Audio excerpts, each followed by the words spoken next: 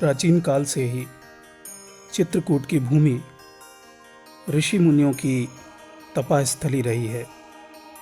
श्री राम के आगमन के कारण यहाँ की भूमि और भी पवित्र हो गई। यहाँ आते ही एक अनजानी शांति प्राप्त होती है। चित्रकूट से आगे जानकी कुंड, इससे आगे स्फटिक शिला, उस पार हनुमान धारा, पीछे लक्ष्मण टीला पार करने के बाद बाईं ओर एक सड़क गई है जो अनसुईया आश्रम जाकर समाप्त हो जाती है। अनसुईया आश्रम घोर जंगल में मंदाकिनी के तट पर स्थित है। एक ऊंचे पर्वत के ऊपर महामुनि अत्रि अपनी पत्नी अनसुईया के साथ रहते थे।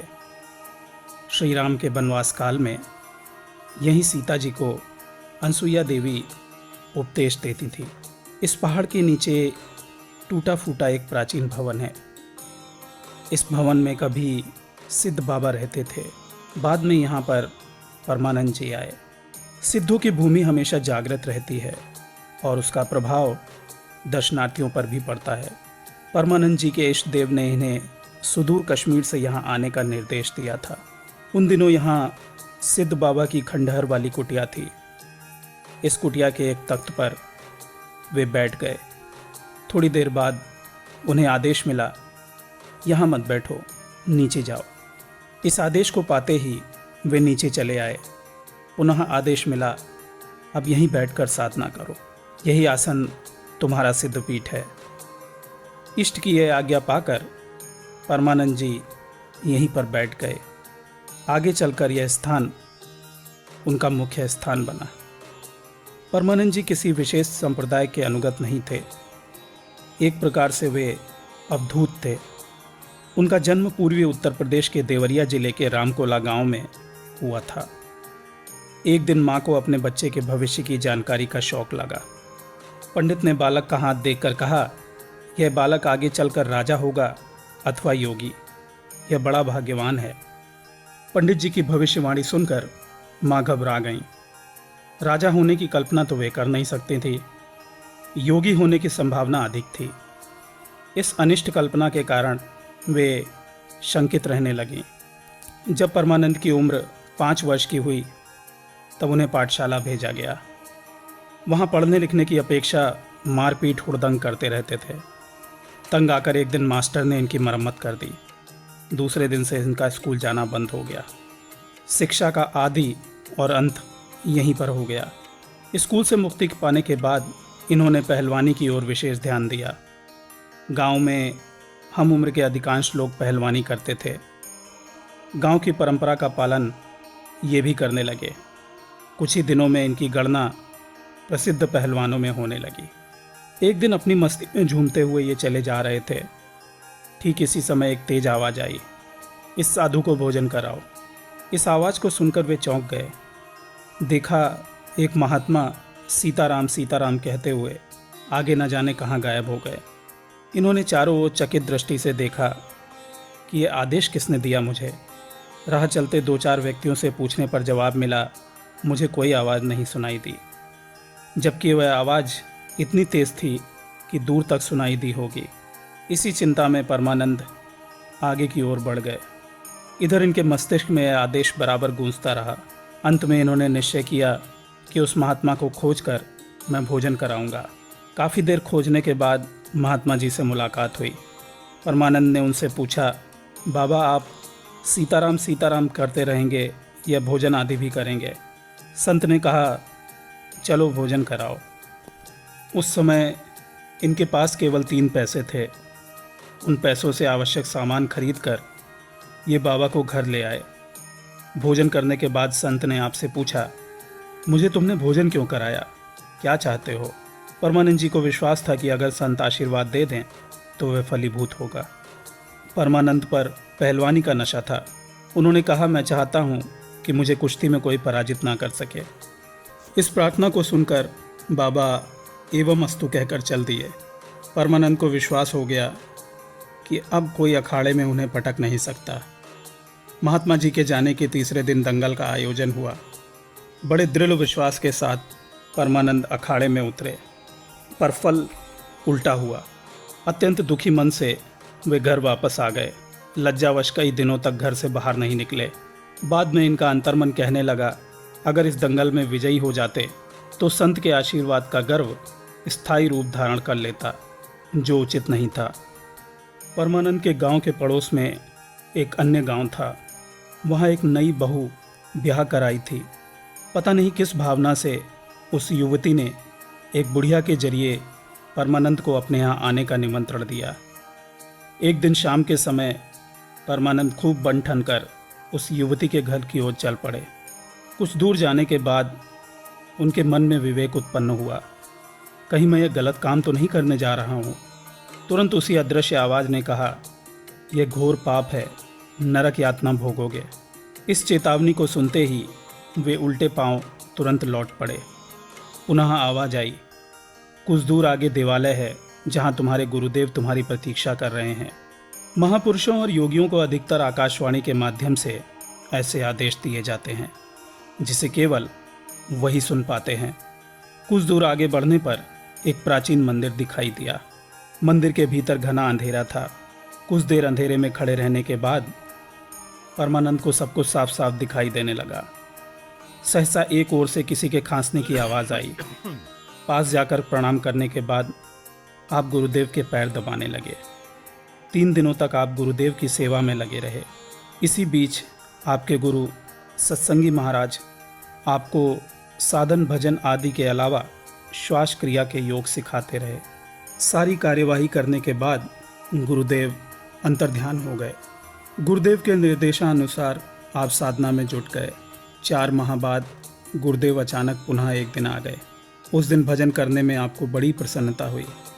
आपने गुरुदेव से कहा, पता नहीं क्यों आज भजन करने में मेरा मन खूब लगा, इसके पूर्व कभी नहीं लगता था। गुरुदेव ने कहा, बात यह है कि मैं अपने शिष्यों के मन को पकड़कर ध्यानस्थ हो जाता हूँ ताकि उनके मन में अस्थिरता उत्पन्न ना हो। यह बात सुनकर परमानंद जी ने सोचा, शायद इसीलिए मेरे गुरु भाइयों का विकास नहीं हुआ।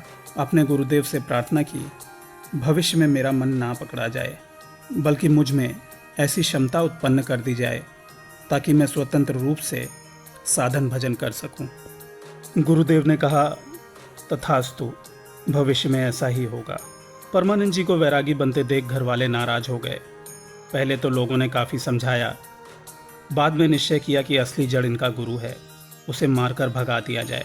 मानव में सबसे बड़ी कमज़ोरी यही होती है कि लोग अपने लोगों में दोष नहीं देखते, दूसरों को दोषी समझते हैं। परमानंद जी के परिवार के लोगों का यह निश्चय काफ़ी महंगा पड़ा। परिवार में मौतों का सिलसिला चालू हो गया। एक के बाद एक करके घर के लोग मरने लगे। एक बार स्थिति इतनी चिंतनीय हो गई कि शोकातुर प्राणियों ने एक शव को इनके सामने रखते हुए कहा, जब से तुम वैरागी बने हो तब से घर की दुर्दशा हो रही है। जब सभी समाप्त हो जाएंगे तब अकेले भजन करना। इस दर्दनाक घटना के कारण परमानंद का मन काफ़ी विचलित हो उठा। इस हृदय विदारक दृश्य को देखकर उन्होंने निश्चय किया कि वे इस मार्ग को छोड़ देंगे। ठीक इसी समय उनके गुरुदेव ने उन्हें संभाल लिया। गुरुदेव ने कहा, संकट की इस घड़ी में विचलित मत हो, यह सब परीक्षा की घड़ियां हैं। इन संसार में जो आया है उसे एक दिन जाना ही है। तुम अपनी साधना में लगे रहो। परमानंद रामकोला में जिस जगह पर बैठकर साधना करते थे, उस स्थान के बगल में आम का एक बाग था। उस बाग में नित्य कोई आम चोरी कर लेता था।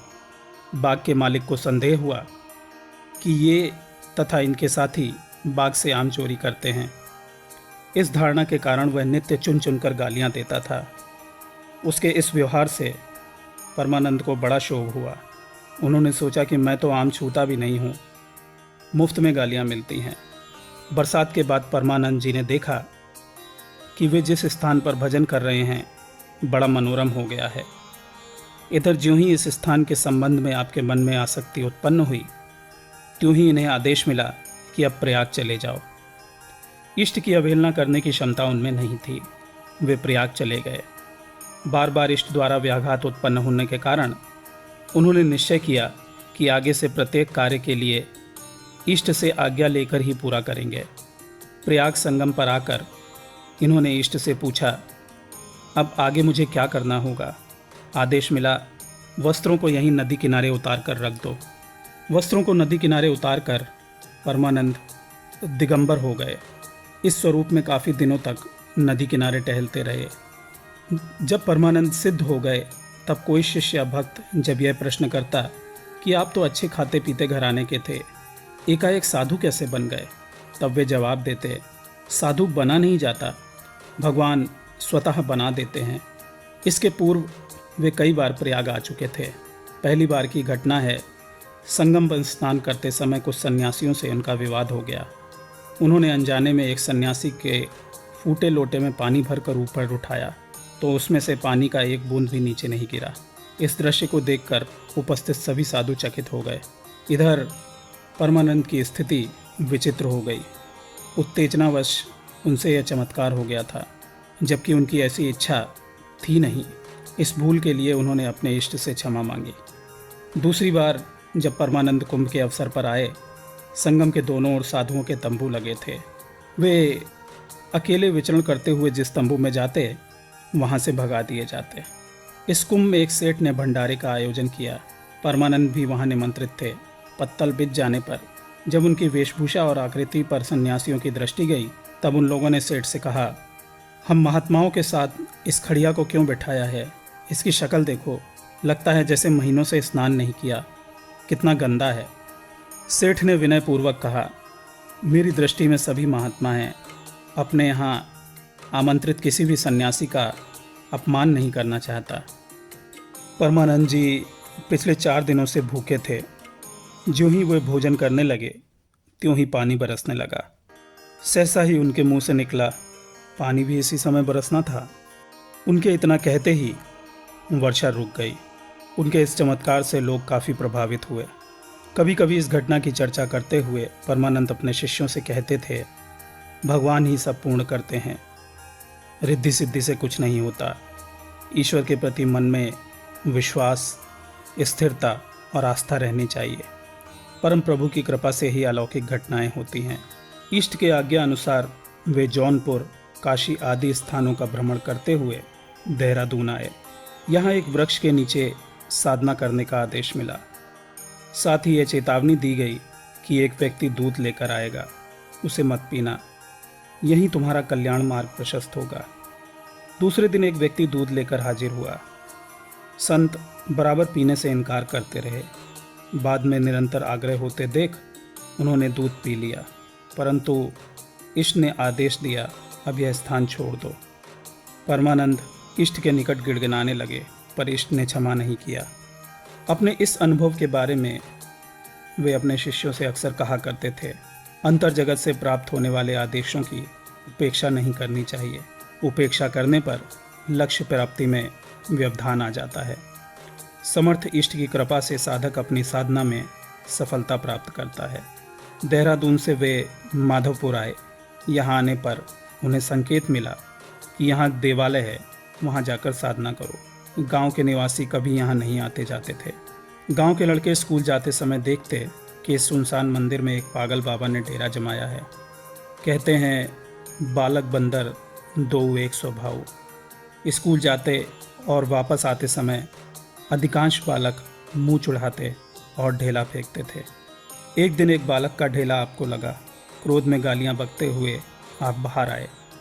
तब तक वह बालक दौड़कर भाग गया। भागते समय एक जगह ठोकर खाने के कारण उसे चोट लगी। घर पर पूछने पर रोते हुए बालक ने अपनी शिकायत की। एक तो आपको अजनबी समझकर सभी आपसे शंकित रहते थे, दूसरे आपको दिगंबर रहते देख आपको लोग नापसंद करते थे। लड़के के बाप ने गांव वालों से शिकायत की और निश्चय किया कि बाबा को यहाँ से भगा दिया जाए। इस निश्चय के बाद लोग गिरोह बनाकर मंदिर की ओर चल पड़े। भीड़ में एक वृद्ध सज्जन थे। उन्होंने कहा, देखो, उत्तेजनावश पहले कुछ मत करना। मैं बाबा जी की परीक्षा लूँगा। अगर वे वास्तव में ऊंचे दर्जे के बाबा होंगे तो मालूम हो जाएगा। साधारण होने पर हम उन्हें इस गांव से निकाल देंगे। ऊंचे दर्जे का होने पर हम पर मुसीबत आ सकती है। बात सही थी। गांव के लोगों ने उस वृद्ध के प्रस्ताव को स्वीकार किया। इधर गांव के लोगों को एक साथ आते देख परमानंद जी सारा रहस्य समझ गए। मंदिर के पास आकर वृद्ध ने कहा, महाराज, हम आपके पास एक दोहे का अर्थ समझने आए हैं। कृपया हमें बताइए कि इसका वास्तविक अर्थ क्या है। परमानंद जी ने कहा, पूछो भाई। परमानंद जी ने दोहे की जो व्याख्या दी उसको सुनते ही वृद्ध उनके चरणों पर गिर पड़ा। गांव वालों से उसने कहा, यह हमारा सौभाग्य है कि ऐसे देवता स्वरूप योगी हमारे गांव में निवास कर रहे हैं। हमें चाहिए कि हम इनकी सेवा करके परमार्थ लाभ करें। इस घटना के बाद से लोगों की श्रद्धा उनके प्रति बढ़ गई। वे जिस मंदिर में रहते थे उसके पास एक बेल का पेड़ आज भी है। अत्यधिक मिठास के कारण उसमें कीड़े पड़ जाते थे। एक बार वहाँ श्रीमद् भागवत का पाठ हो रहा था। आयोजन में अनेक श्रोता उपस्थित थे। सहसा एक बेल परमानंद जी के ऊपर गिरा। दर्द से वे कराह उठे। तभी उनके मुंह से निकला, भविष्य में कभी इस पेड़ के फल कीड़ों से सड़कर नहीं गिरेंगे। इस घोषणा के बाद से आज तक किसी भी फल में न कीड़े लगे और न सड़े। अब उस पेड़ के बेल को प्रसाद के रूप में ग्रहण किया जाता है। महाराज परमानंद की सेवा में एक भोला भाला सेवक रहता था जो वन रक्षक था। वह महाराज के लिए लकड़ियों का प्रबंध करता था। एक बार बरसात के मौसम में वह हैजे से पीड़ित हो गया। सहसा एक दिन महाराज को उसकी याद आई। तभी उसके यहाँ से आने वाले एक सज्जन ने कहा, अब वह महाराज की सेवा में कभी नहीं आएगा, अब तक शायद मर भी गया होगा। आज सवेरे गौदान मेरे सामने हुआ है। महाराज जी ने कहा, एक काम करो, धूनी से विभूति लेकर जाओ, उसे खिला दो, अभी वह मरा नहीं है। सूचना देने वाला अवाक रह गया। वह स्वयं अपनी आंखों से उसकी स्थिति देख आया था। फिर भी उसने आज्ञा का पालन किया। भभूत खाने के कुछ देर बाद उस युवक की हालत में सुधार होने लगा। तीसरे दिन वह स्वयं ही महाराज से मिलने के लिए आया। इन्हीं दिनों उज्जैन में कुंभ मेला आरंभ हुआ। इष्ट से अनुमति लेकर परमानंद यहाँ आए। प्रत्येक कुंभ में दानी सेठ पुण्य प्राप्त करने के लिए सन्यासियों को भोज देते हैं, जिसे भंडारा कहा जाता है। परमानंद साधुओं के साथ एक भंडारे में चल पड़े। अचानक बीच रास्ते में उनका मन बिगड़ उठा। क्या यहाँ भोजन की कामना से मैं आया हूँ? यह विचार मन में आते ही वे तुरंत क्षिप्रा नदी की ओर चल पड़े। वहाँ एक जगह बैठकर अपने आप बोल उठे, भगवान को भोजन देना होगा तो यहीं देगा, वरना मैं किसी के यहाँ नहीं जाऊँगा। 3 दिन वे अनाहार उसी स्थान पर बैठे रहे। चौथे दिन एक महात्मा आपके पास से गुजरते हुए बोले, यहीं बैठे रहो, लक्ष्मी मिलेगी। कुछ देर बाद एक माताजी भोजन लेकर आईं। महाराज को खिलाने के बाद वह चुपचाप खड़ी रहीं। यह देखकर परमानंद ने पूछा, माँ अब क्यों खड़ी हो? माताजी ने कहा, मैं एक महात्मा जी के लिए भोजन लेकर जा रही थी। अचानक न जाने कौन कह उठा कि सामने वृक्ष के नीचे जो संत बैठे हैं उन्हें खिला दो, इनकी सेवा करो। आप संत हैं, मैं अभी तक यह नहीं समझ सकी कि किसने और क्यों मुझे यह आज्ञा दी। परमानंद ने कहा, यह सब भगवान की लीला है माँ। मैं भूखा था, भोजन मिल गया, मुझे सेवा की ज़रूरत नहीं, अब तुम अपने घर चली जाओ। परमानंद उज्जैन से वापस चल पड़े। रास्ते में गृहनगर का स्टेशन आया। अचानक इष्ट ने आदेश दिया, नीचे मत उतरना। लेकिन वे इष्ट की आज्ञा की उपेक्षा कर नीचे उतर गए। तभी इष्ट ने उन्हें फटकारा, तुम साधु नहीं हो, घर चले जाओ। इस आदेश के बाद ही उनके हृदय प्रवेश से एक प्रकाश निकलकर अंतरिक्ष में विलीन हो गया। इस समय परमानंद की स्थिति मणिहीन सर्प की तरह हो गई। इतने दिनों की साधना सामान्य अवज्ञा करने के कारण निष्फल हो गई। लगातार कई दिनों तक वे इष्ट से प्रार्थना करते रहे, क्षमा मांगते रहे, पर कोई लाभ नहीं हुआ।